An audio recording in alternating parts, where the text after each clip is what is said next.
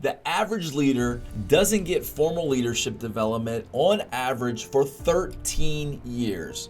There is a significant deficiency in leadership in corporate America, especially when you think about 99% of the businesses in America are small businesses, representing over 50% of the total workers in the United States. Now, we all know leadership is a critical part of running and growing a sustainable business. In this video, it's going to be like a short masterclass, and it's going to be a blueprint. If you don't have the time or money to put together a leadership development program because you're a small business or a founder of a new business, just take notes in this video and you're gonna have that blueprint. So I've compiled the top traits of my 20 plus years in leadership, plus those of leadership experts Patrick Lencioni, John Maxwell, and Simon Sinek himself. Leadership is more than just a position or a title. Leadership is about influence, trust, having the ability to inspire others. The number one responsibility for every leader is to develop others. We need to create an environment where those behaviors can thrive. And I believe that all great leadership begins with the concept of psychological safety, because your teams have to be fearless when it's time to speak up. And I've developed 6 traits that form an acronym SAFETY, which are servant leadership, accountability, focus on results, empathy, trust, and your vision. These traits are essential for any leader or any organization that's just started or putting together a leadership development program. So let's get started. The first trait is servant leadership. That means you're putting others first. Servant leadership is the foundation of the safety model. It requires you putting the needs of others first, providing support and helping the team members grow professionally and personally. And here are 5 in-depth actions that you can take to become a servant leader. But first, I'm going to give you a quote by John Maxwell that says, "A leader is one who knows the way, goes the way, and shows the way." And the first step is develop tailored growth plans at the individual level. Number 2, provide constructive and actionable feedback. Don't wait. You see it, say it. You think it, say it. Number 3, empower others through delegation and trust. This is a critical point. Constructive and actionable feedback help employees grow by clearly outlining the areas that they need to improve or giving them practical steps so that they can achieve better results, all of which helps you grow your organization. Number 4, foster a culture of continuous learning. This one is near and dear to my heart because in QWorks Group, continuous improvement is one of our core values. And the 5th step is create a supportive environment for well-being. In today's world, it is imperative that we make sure that our employees' personal needs are being met along with their professional needs, or otherwise they're not going to be a highly engaged employee. The second trait of safety is accountability. Drive performance through responsibility. Accountability is crucial for achieving high performance. You can't have a great culture without having accountability. It involves holding oneself accountable, and this is missed oftentimes at the leadership level. This cannot be a don't do as I do as I say environment. You have to show them the way, per John Maxwell's quote. The first step is setting clear expectations. Number 2, implement a transparent tracking system. What you measure and report improves exponentially. Be transparent, use dashboards, use whiteboards in your office, post people's performance publicly.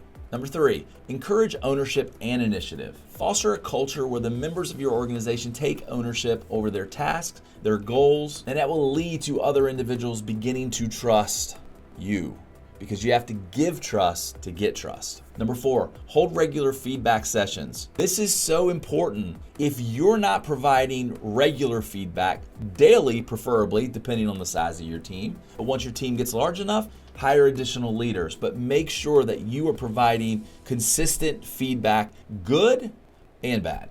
And number 5, address any issues promptly. Do not kick the can down the road because it's going to be a difficult conversation. If growing your business and growing a sustainable business is important to you, this needs to happen regularly. Do not kick the can down the road. The third trait in the safety acronym is focus on results.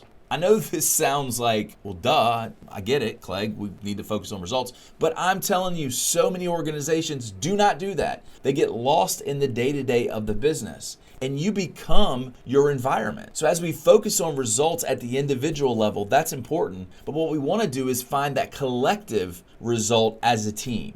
So if we focus more on the team results, it will filter down to the individual, which is why it's important to have high performers, because people do become their environment. If you have an environment of lower performers, guess what? You're going to have a low performing environment. The 5 steps for this is number 1, align the organizational goals with the values of your organization. They have to connect. Now at QWorks Group, I can't say I expect continuous improvement to be a core value and then not provide development for the team or influence development for the team if I believe in continuous improvement. Number 2, use data-driven decision making.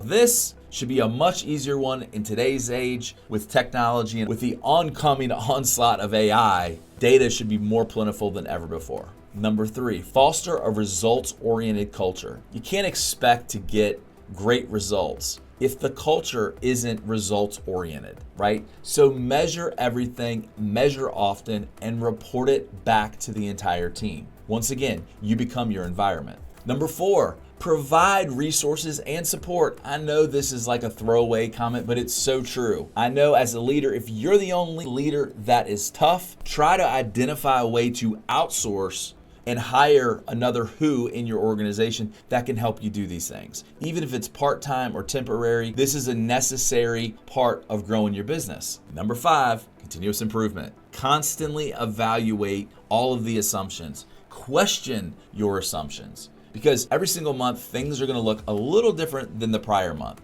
Question your assumptions, continuously improve on the things that you're doing. The 4th trait in the safety acronym is empathy, understanding and valuing your team members. Look, if we're going to humanize 100,000 conscious leaders, it has to start and begin with empathy. And empathy is the ability to understand people's feelings. And I know that's soft and woo-woo and all those things, but it's imperative. That's the world we live in today. Ignore it at your own peril. Empathetic leaders create environments where people feel heard, valued, and respected. And overall, it enhances team morale. You can't go wrong with being an empathetic leader, because when you have an engaged environment, it's going to become much more collaborative. I've seen it multiple organizations that I've run over time. When you drive leadership through the lens of empathy, you are going to see others inside of your organization being highly empathetic, and that's going to drive engagement and collaboration, which ultimately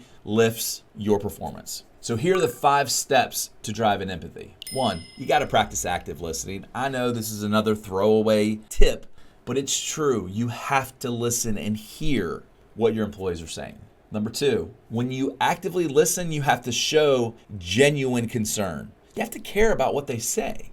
This is really important. They have to know that not only you're being your authentic self, but you have to understand where they're coming from. And if they know that you care, you're going to have an engaged employee. Number 3, create a space for open communication. Once again, you can't have psychological safety if your team is afraid to speak up, if they're afraid to make mistakes. Mistakes is how we learn. Embrace mistakes and absolutely make sure that it's not mistakes that people are getting punished for. Number 4, adapt your leadership style to the individual's needs. Now, once again, as a singular leader, as the one leader in an organization, if you're a founder or starting a new business, it's not bad when you have a handful of employees, but once you get to 7, 8 employees, it becomes very difficult to have that many direct reports. So you might need to hire an additional team lead or someone in your organization so that you have less direct reports, and then teach them the same thing, how to individualize goals and needs. And number 5, promote work-life integration.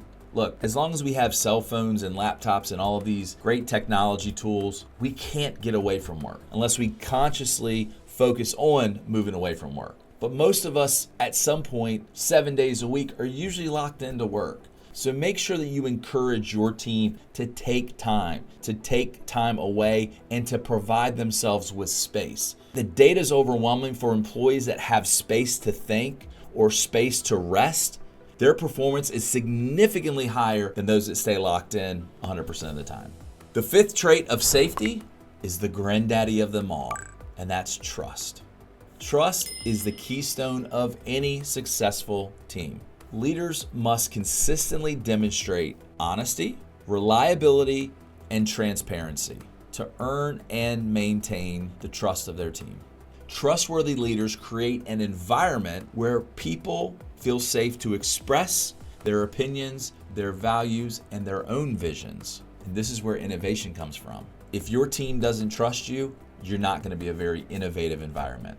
So here are 5 ways to build trust inside of your organization. Number 1, be transparent and honest. I know this goes without saying, but sometimes you need to deliver bad news to the team so that they know and understand, right, that you're not hiding something.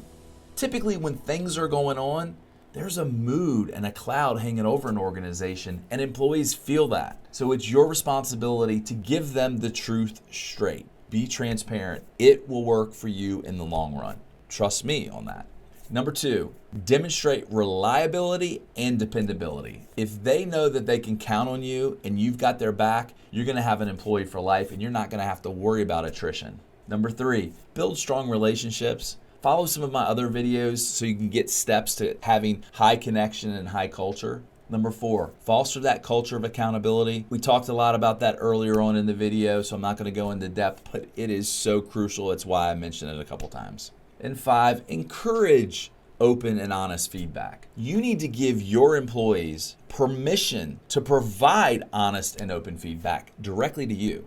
If you can do that and you gain feedback, you're going to be well on your way to building a transformative organization that's highly innovative and rocking and rolling with a ton of psychological safety and trust. And the 6th and final trait of the safety acronym is your vision. So many times that organizations really don't have a vision. They have tasks and tactics that they want to complete, but there's no vision. And your employees need for you to connect a vision to their roles individually. And then their goals need to be connected back to that vision and where they fit into the overall picture. And there are 5 steps for this. 1, create a clear and compelling vision. It needs to be clear, it needs to be tangible, it needs to be something that your employees can see and feel and understand where you're going. Number 2, communicate that vision consistently. If you talk about it once a year at an all-hands meeting, you don't have a very consistent vision. And I assure you that your team is not going to follow it. And that all but guarantees that you won't achieve your goals. Number 3, align the goals with the strategies and the vision. So now that you have a vision, and now you're creating a path to that vision, those things need to be aligned to the individual person. Number 4, empower and inspire your team. Give them the freedom to make decisions. And number 5, lead by example. Once again, you cannot have a don't do as I do as I say type of environment. You need to lead. You need to model the behaviors that you want from your team. By embracing this safety acronym, leaders, you can create an environment where teams feel psychologically safe and trust you. These traits not only will drive performance, but it will also foster an amazing culture where it will be quite easy for you to attract other employees. As a leader, my mission is to humanize 100,000 conscious leaders. And you can't possibly become a conscious leader without following the acronym safety. So please take notes, watch this video again, follow this blueprint. This is a path that will lead you to building a very strategic and sustainable organization. As usual, please subscribe to my YouTube channel where all things are professional leadership and self-development. See you next time.